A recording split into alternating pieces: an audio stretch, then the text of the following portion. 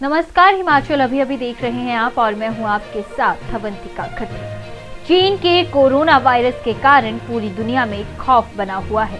इस वायरस के कारण अभी तक बस चीन में ही दिसंबर महीने के बाद से ही 1700 के अधिक लोगों की मौत हो चुकी है। इतना ही नहीं, ये वायरस अभी तक कुल 20 से अधिक देशों में फैल चुका है। लेकिन ऐसा पहली बार नहीं हुआ है जब किसी फ्लू या वायरस के कारण दुनिया में लोगों को इतने बड़े पैमाने पर जान गंवानी पड़ी हो।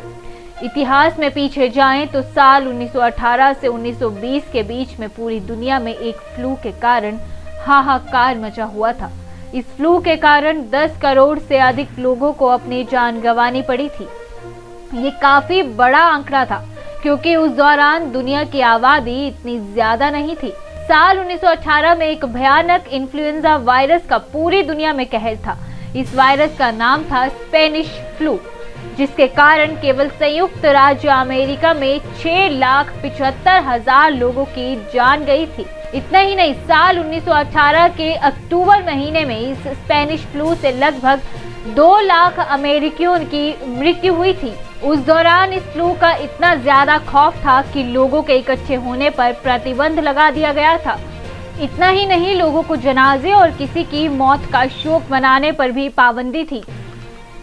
इस फ्लू के कारण सबसे भयावहता फिलाडेल्फिया में देखी गई थी, जहां महामारी के कारण प्रतिदिन 1000 लोगों की मौत हुई थी। फिलाडेल्फिया के एक शहर के मुर्दाघर में केवल 36 लाशों को रखने की जगह थी, लेकिन इस दौरान करीब 500 लाशें लाई गई थी, जिसके कारण मुर्दाघर में काफी भीड़ हो गई थी। इसके लिए प्रशासन ने भी शहर में अस्थायी मुर्दाघरों का निर्माण किया, जिसमें लाशें रखी गई थी। इस दौरान कई लोगों को एक साथ ही दफना दिया जा रहा था। फिलाडेल्फिया और शिकागो सहित शहरों में सार्वजनिक अंतिम संस्कार पर प्रतिबंध लगा दिया गया था। आयोवा में तो सार्वजनिक अंत्येष्टि और यहां तक कि ताबूतों को खोलने पर भी प्रतिबंध लगा दिया गया था।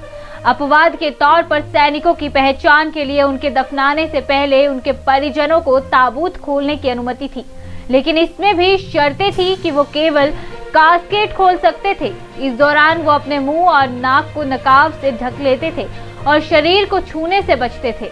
1918 के स्पेनिश फ्लू महामारी को मानव इतिहास की सबसे घातक महामारी माना जाता है।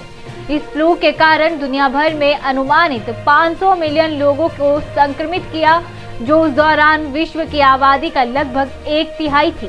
फिलहाल के लिए बस इतना ही। मुझे दीजिए इजाजत। नमस्कार।